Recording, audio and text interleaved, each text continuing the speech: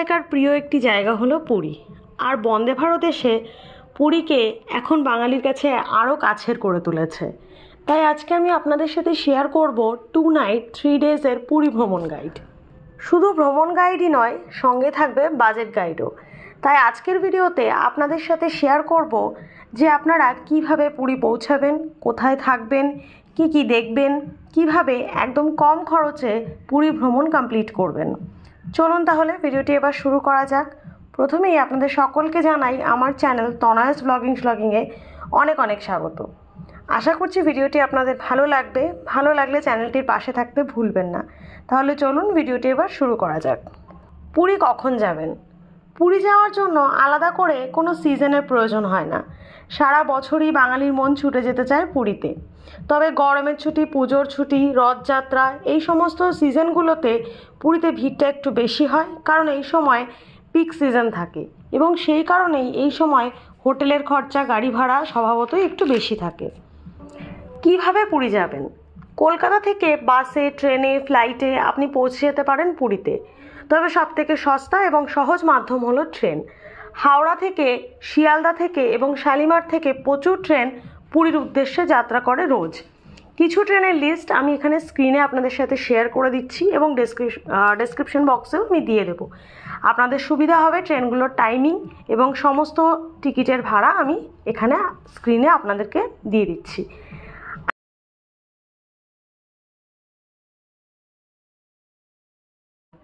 পুরীর হোটেল সন্ধান। পুরীতে চাইলে আপনারা স্বর্গদ্বারের কাছে অথবা পুরীর জগন্নাথ মন্দিরের আশেপাশে থাকতে পারেন। সাধারণত স্বর্গদ্বারের কাছেই লোকজন থাকতে বেশি পছন্দ করেন। সেখান থেকে টোটো ভাড়া করে আপনি পৌঁছে যেতে পারবেন জগন্নাথ মন্দিরে যে কোনো সময়। পুরীর স্বর্গদ্বার বিচের কাছে প্রচুর হোটেল রয়েছে লাইন দিয়ে। কিছু হোটেলের নাম, ফোন নাম্বার আমি স্ক্রিনে দিয়ে দিচ্ছি। ম্যাক্সিমাম 800 এবং মিনিমাম 500-র মধ্যে আপনি হোটেল পেয়ে যাবেন। তবে এক্ষেত্রে আপনার বার্গেনিং স্কিল ভালো থাকা খুবই প্রয়োজন। আমি মোটামুটি ধরে নিচ্ছি আপনারা একটা অ্যাভারেজ হোটেল, যেটা কিনা রুম পরিষ্কার পরিচ্ছন্ন থাকবে এবং নন এসি, আপনারা 700 থেকে 800 টাকার মধ্যে পেয়ে যাবেন। এবং সমগ্র ট্রিপটা আমি এটা ধরে নিয়ে যে আপনারা 4 জনের একটি গ্রুপে যাচ্ছেন, সেই অনুযায়ী আপনাদের সাথে শেয়ার করব। পুরীর খাওয়া দাওয়া। পুরীতে বিচের ধারে প্রচুর ছোট দোকান, রাস্তার পাশে অনেক ছোট বড় রেস্টুরেন্ট রয়েছে। তাছাড়া বাঙালি খাবার খুঁজে পেতে পুরীতে কোনো অসুবিধা হয় না। কিভাবে আপনারা পুরীতে খাওয়া দাওয়া করবেন বাজেটের মধ্যে, সেই সম্পর্কে আপনাদেরকে আলাদা করে কিছু বলার নেই, কারণ খাবারটা সম্পূর্ণ ব্যক্তিগত একটা জিনিস। তবে হ্যাঁ, আপনাদের এটা বলতে পারি যে আপনারা যে কোনো ছোটোখাটো দোকান থেকে ব্রেকফাস্ট মোটামুটি 50 টাকার মধ্যে করে নিতে পারবেন। অপশন হিসেবে আপনারা পেয়ে যাবেন রুটি, ঘুগনি, পরোটা, কচুরি, মুড়ি ঘুগনি, ডিম টোস্ট, পাউরুটি ঘুগনি, রুটি তড়কা, এছাড়া চা ইত্যাদি তো রয়েইছে। লাঞ্চের ক্ষেত্রে আপনারা যদি ভেজ মিল নেন তাহলে সেক্ষেত্রে 100 টাকা ও নন ভেজ মিলের ক্ষেত্রে 150 টাকার মধ্যে আপনাদের লাঞ্চের খরচ কমপ্লিট হয়ে যাবে। এবং ডিনারের ক্ষেত্রেও পার পারসন 100 টাকার মধ্যে আপনারা প্রচুর অপশন পেয়ে যাবেন। এক্ষেত্রে একটা কথা আবার বলে রাখি, এটা সম্পূর্ণ বাজেট ট্রিপের জন্য আমি বলছি। আপনারা চাইলে অবশ্যই luxurious hotel, luxurious dinner, lunch করতেই পারেন। পুরী ভ্রমণ। হাওড়া থেকে পুরী পৌঁছাতে আপনারা রাতের যে কোনো ট্রেন ধরে নিন। ট্রেনে ঘুমোতে একদম সকালবেলা পৌঁছে যান পুরীতে। ট্রেন ভাড়া আপনাদের পড়বে স্লিপার ক্লাসে 325 থেকে 350 টাকার মধ্যে। স্টেশন থেকে অটো নিয়ে স্বর্গদ্বার বিচে চলে আসুন। অটো ভাড়া পড়বে 50 টাকা মতন। সাধারণত একটি অটো রিজার্ভ করলে 200 টাকা মতন খরচ পড়ে এবং 4 জনের গ্রুপ হিসেবে আপনাদের মাথাপিছু 50 টাকার মতন পড়বে। পৌঁছে একটু ঘোরাঘুরি করে নিজেদের বাজেট এবং পছন্দ অনুযায়ী হোটেল বুক করে নিন। আমি ধরে নিলাম যে আপনারা মোটামুটি বার্গেনিং স্কিল অ্যাপ্লাই করে একটা হোটেল 700 টাকার মধ্যে পেয়ে গিয়েছেন, বা 800 টাকাই ধরে নিলাম। সেক্ষেত্রে 4 জনের একটি গ্রুপ হলে আপনারা পার পারসন আপনাদেরকে পার হেড 400 টাকা করে দিতে হবে। কারণ আমি ধরে নিচ্ছি একটা রুমে আপনারা কমফোর্টেবলি থাকার জন্য মাত্র 2 জন করেই থাকবেন এবং হোটেলটি আপনারা 2 দিনের জন্য বুক করবেন। সেক্ষেত্রে 800 1600 টাকা দাঁড়াচ্ছে এবং পার ডে পার পারসন 400 টাকা, অর্থাৎ 2 দিনে 800 টাকা আপনার একজনের খরচ পড়ছে হোটেল প্রতি। আশা করি আপনাদের বোঝাতে পারলাম। হোটেল রুমে সুন্দর করে আপনাদের লাগেজ সব কিছু রেখে ডে 1, প্রথম দিনেই আপনারা স্নান টান সেরে চলে যান জগন্নাথ দেব দর্শনে। পুজো দিয়ে ফিরে আসুন হোটেলে এসে সুন্দরভাবে চলে যান সমুদ্র স্নান করতে। অথবা আপনারা লোকাল সাইট সিনও এদিন যেতে পারেন, তবে আমি লোকাল সাইট সিনটা লাস্ট দিনের জন্য রেখেছি এবং সেটা কেন আপনাদেরকে ভিডিওর শেষে আমি বলে দেব। সমুদ্র স্নান করে সারাদিনটা ভালোই আপনাদের কেটে যাবে। তারপর বিকেলে জগন্নাথ মন্দিরে আপনারা আবার চলে যেতে পারেন পতাকা পরিবর্তন দেখতে। আর হ্যাঁ, অবশ্যই এই দিন ওটিডিসির কাউন্টার থেকে পরের দিনের জন্য বাস বুকিং করতে ভুলবেন না। AC bus, non AC bus সব কিছুই আপনারা পেয়ে যাবেন। এসি বাসের ভাড়া 535 থেকে 550 টাকার মধ্যে এবং নন এসি বাসের ভাড়া 400 টাকার মতন।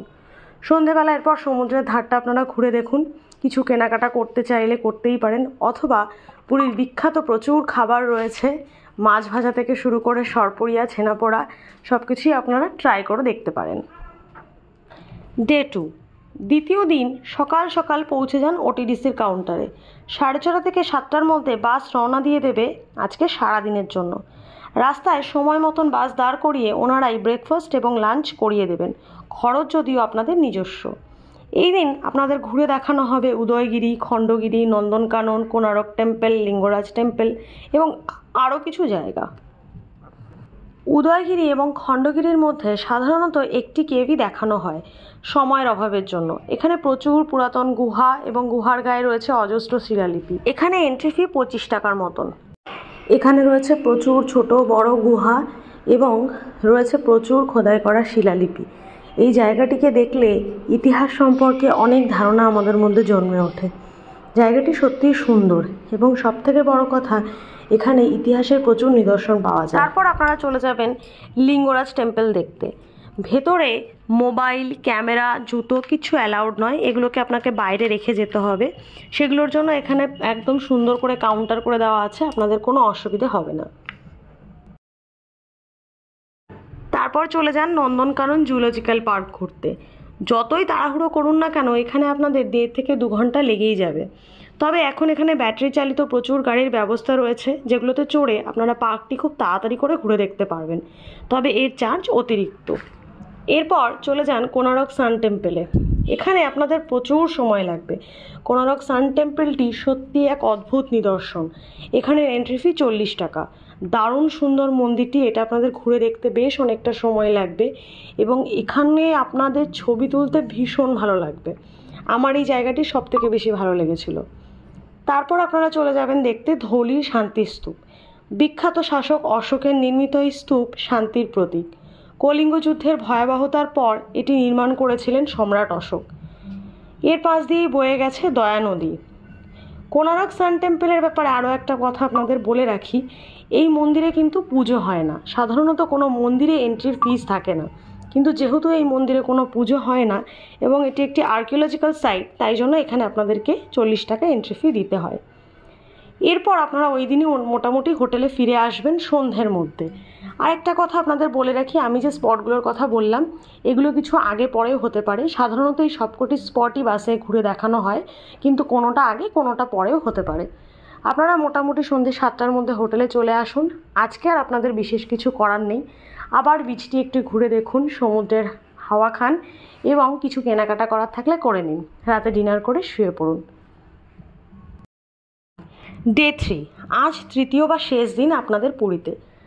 আজকে একদম সকালবেলা স্নান সেরে আপনারা হোটেল থেকে চেক আউট করে নিন। তারপর আপনারা চাইলে রিসেপশনে লাগেজ রেখে অথবা একটা লোকাল সাইট সিনের জন্য টোটো বা অটো বুক করে একবারে লাগেজ নিয়ে বেরিয়ে পড়তে পারেন। টোটোওয়ালা আপনাদেরকে লোকাল সাইট সিন করানোর পর একেবারে স্টেশনে পৌঁছে দেবে, সেরকমভাবেই আপনারা কথা বলে নিন। এবার আমি আপনাদেরকে বলি কেন আমি প্রথম দিন লোকাল সাইট সিন করতে মানা করেছিলাম। যদি আপনারা প্রথম দিন লোকাল সাইট সিন করেন এবং সমুদ্রের স্নানটা আজকের জন্য বাঁচিয়ে রাখেন, সেক্ষেত্রে আপনাদেরকে আজকের জন্য হোটেলটি বুক করে নিতে হবে, নতুবা আপনারা জামা কাপড় চেঞ্জ করতে অসুবিধায় পড়তে পারেন। কিন্তু যদি আপনারা প্রথম দিনে স্নান সেরে নেন এবং আজকে লোকাল সাইট সিনের জন্য একেবারে লাগেজ নিয়ে বেরিয়ে পড়েন, তাহলে একদিনের হোটেল ভাড়া আপনাদের বেঁচে যাচ্ছে। সেক্ষেত্রে পার হেড প্রায় 400 থেকে 500 টাকা আপনাদের সেভ হচ্ছে। আপনাদের কাছে দুটো অপশনই রইল, আপনারা আপনাদের সুবিধা মতন অবশ্যই ট্যুরটি প্ল্যান করে নেবেন। অটো বা টোটোতে ভাড়া 1000 টাকা থেকে তারা ডিমান্ড করা শুরু করলেও মোটামুটি 600 টাকার মধ্যে আপনারা অটো পেয়ে যাবেন। সেক্ষেত্রে অটোতে যদিও 4-এর বেশি লোক ধরে, কিন্তু আমি 4 জনের গ্রুপ হিসেবে ধরে নিচ্ছি আপনাদের 150 টাকা পার হেড মতন খরচ পড়ছে। অটোতে আপনাদের সারাদিনই কেটে যাবে। প্রায় 10টা মতন আশেপাশের জায়গা রয়েছে যেগুলি অটোতে ঘুরিয়ে দেখানো হয়।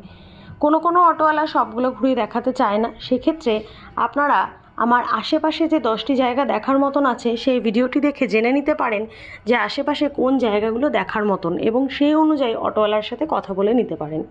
আমরা অটো করে প্রথমেই চলে গিয়েছিলাম বেরি হনুমান এবং সোনার গৌরাঙ্গ মন্দিরে। দুটিতেই ভেতরে ক্যামেরা অ্যালাউড নয়। তারপর গিয়েছিলাম এই বুদ্ধা টেম্পলটিতে। এটি একটি বুদ্ধা মন্দির। এখানে তাছাড়াও প্রচুর লোক বসে বসে হাতের কারুকার্য করছিল, বুদ্ধার স্কাল্পচার তৈরি করছিল।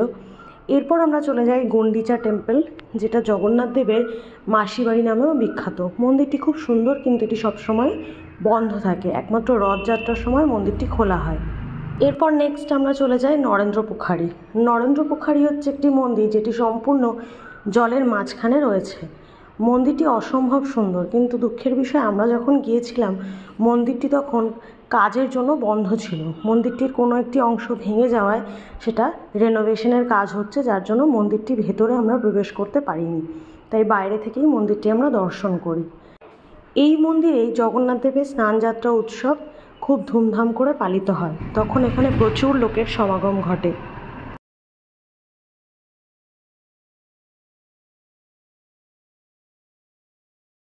এরপর আমরা চলে যাই ওমকারেশ্বর মন্দির দেখতে। ওমকারেশ্বর মন্দিরটিতে একসাথে 108টি শিবলিঙ্গ রয়েছে। এই মন্দিরটির ভেতরটাও খুব সুন্দর। মন্দিরের ভেতরে অনেকগুলি ছোট ছোট মন্দির রয়েছে এবং মন্দিরে প্রসাদেরও ব্যবস্থা রয়েছে। তোমরা চাইলে এখানে সামান্য অর্থের বিনিময়ে প্রসাদও গ্রহণ করতে পারো। মন্দিরের ভেতরে 108টা যে শিবলিঙ্গ রয়েছে সেই ঘরটি খুবই সুন্দর। সেই জায়গাটি দর্শন করলে মনটি সত্যি শান্তিতে ভরে ওঠে। নেক্সট এবং সবশেষে আমরা গিয়েছিলাম গুপ্ত বৃন্দাবন দর্শনে। গুপ্ত বৃন্দাবনের এন্ট্রি ফি মাত্র 10 টাকা, কিন্তু ভেতরটা এত অপূর্ব সুন্দর। একটা জিনিস তবে না বললেই নয়, ভেতরে আরও বেশি পরিচর্যার প্রয়োজন রয়েছে। এত সুন্দর একটি জায়গা পরিচর্যার অভাবে চারিদিকটা একটু নোংরা হয়ে গিয়েছে, কিন্তু মন্দিরের যে স্থাপত্য, মন্দিরের যে কারুকার্য, সেটি সত্যিই সুন্দর। এখানে আপনারা চৈতন্যদেবের বিরাট মূর্তি দর্শন করতে পারবেন। এছাড়াও রয়েছে শ্রীকৃষ্ণের বহু লীলার বিভিন্ন মূর্তি।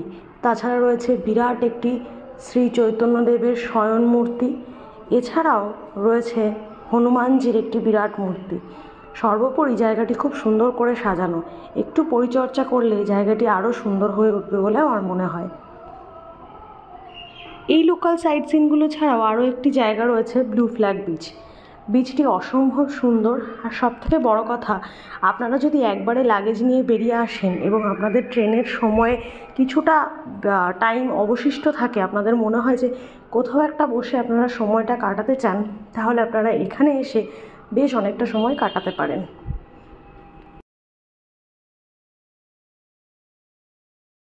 সমস্ত সাইট সিন করতে করতে আপনাদের প্রায় সন্ধে হয়ে যাবে।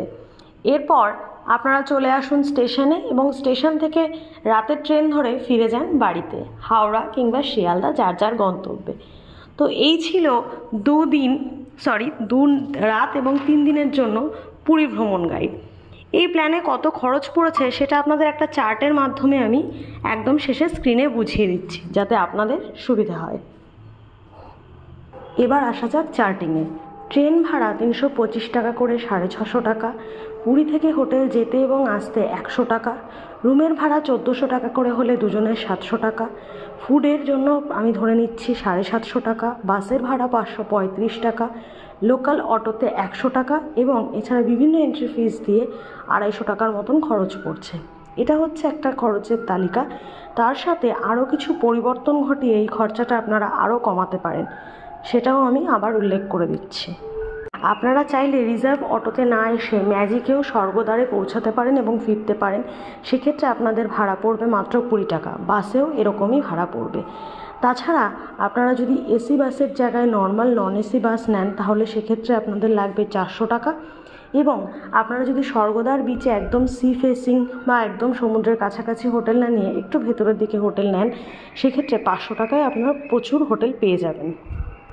এবং এভাবে আরেকটু ম্যানেজ করে চললে আপনারা এই ট্রিপটি পার হেড প্রায় 2500 থেকে 2550 টাকায় কমপ্লিট করতে পারবেন। এবং যদি নাও পারেন তাহলেও সর্বোচ্চ 3100 টাকার মধ্যে আপনারা ট্রিপটা কমপ্লিট করে নিতে পারবেন। আশা করি চার্টটির মাধ্যমে আপনারা সম্পূর্ণ ভালোভাবে তথ্যটি বুঝতে পেরেছেন যে কিভাবে আপনারা চাইলে মাত্র 3000 টাকার মধ্যে পুরী ভ্রমণ কমপ্লিট করতে পারেন। আমি আবারও বলছি, এটা সম্পূর্ণ বাজেট ফ্রেন্ডলি একটি ট্যুর গাইড। আপনারা চাইলে লাক্সুরিয়াসভাবে এর থেকে আরও বেশি টাকা খরচা করেও পুরী ভ্রমণ করতে পারেন। সেক্ষেত্রে আপনারা চাইলেই প্রাইভেট কার করতে পারেন, ভালো হোটেলে থাকতে পারেন। আমার এই ভিডিওটি মোটামুটি একটি বাজেট সম্পর্কে আইডিয়া দেওয়ার জন্য। আপনাদের যদি আমার ভিডিওটি ভালো লেগে থাকে তাহলে প্লিজ চ্যানেলটিকে সাবস্ক্রাইব করে আমার পাশে থাকবেন এবং আমাকে উৎসাহ দেবেন আরও নতুন নতুন ভিডিও নিয়ে আসতে আপনাদের জন্য। ভিডিওটি ভালো লাগলে একটা লাইক দিতে ভুলবেন না, চ্যানেলটিকে সাবস্ক্রাইব করতে ভুলবেন না এবং পারলে অবশ্যই বন্ধুবান্ধবের সাথে শেয়ার করবেন। আজকের জন্য এই অবধি। সবাই ভালো থাকবেন, আনন্দে থাকবেন, ঘুরতে থাকবেন। টাটা।